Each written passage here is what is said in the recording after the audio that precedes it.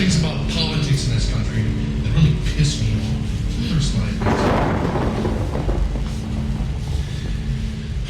We are plagued and have been since September 11th, 2001 by apathy, ignorance, and fear throughout our political process from the top down. From our federal government to our local governments, this has affected us since you all were 10 or 11 years old.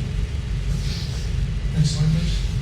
In the apathy department, we spent a lot of time over the last 10, 12 years making a bunch of money and looking the other way while oil companies, health insurers, and other large industries have been unregulated.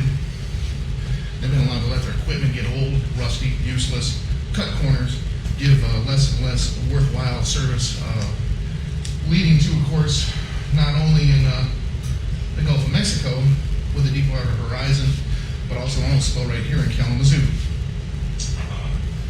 House Speaker Tip O'Neill in the 1980s, United States House Representative Speaker Tip O'Neill once said that all politics is local. This is a perfect example of this. These are decisions that were made in Washington for the benefit of oil companies, of politicians that had never set foot in Southwest Michigan. And now our river is full of cancer-causing chemicals because of that. All politics is local. Next slide, please. The next evil minion in our political process, ignorance. This is ignorance. There's no value to the political process in that. There's no statement being made here. This is stupid. This is stupid. Obama equals socialism? Somebody put this together, they don't even know what socialism is. Right? It's all style, no substance, it's scapegoating, it's xenophobia, it's finding somebody else to blame for our problems and saying it's your fault. It's your fault. It's got nothing to do with actually finding solutions. You're just trying to find scapegoats. Next, please. Our third criminal here is fear. Another variant on the previous slide. Here we got Glenn Beck. We're on the road to the Hitler Youth. Not a single brown shirt in this classroom. Go figure. Again, there's this ongoing system of manipulation by the media for their own profit. A company, I hang to the left politically, and I don't make a secret of that, and I'm going to pick on Fox News. They make money off of scaring the shit out of you. That's their job.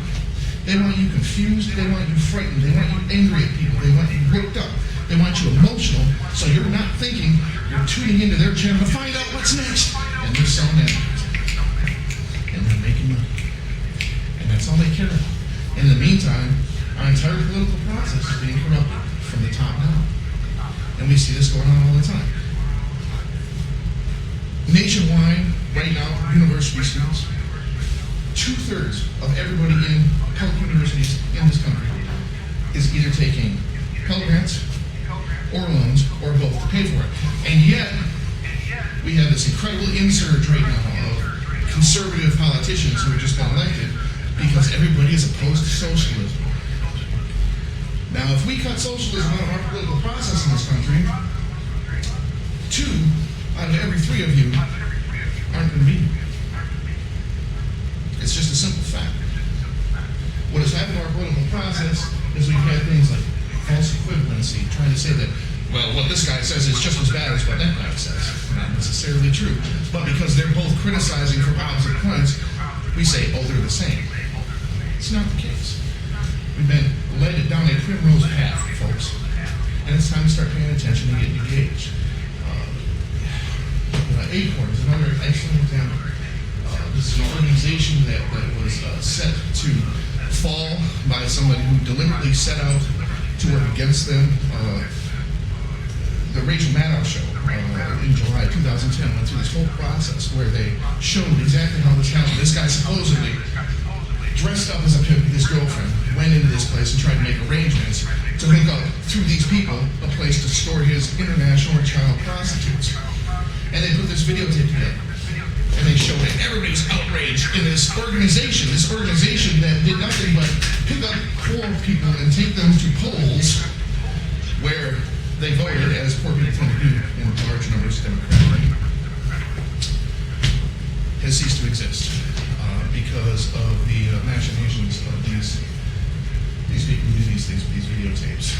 And still to this day, you talk to people who spend a lot of time watching Fox News and things like that, they'll say, well, you know, that Acorn and that stuff they did, they didn't do anything. They literally did not do anything wrong at all. The whole thing was bullshit. And the whole country bought it. The whole country bought it.